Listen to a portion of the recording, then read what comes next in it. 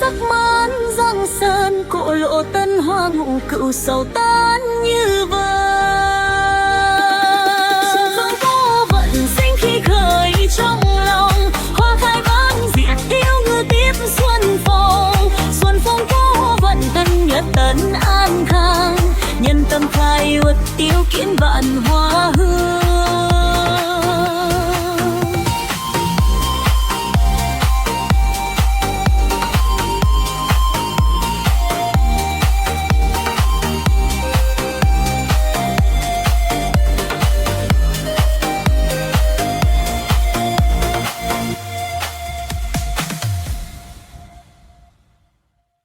Mùa xuân sang có hoa anh đào, mùa xuân sang có hoa đào ai. Rồi có một câu ca quài luôn đi.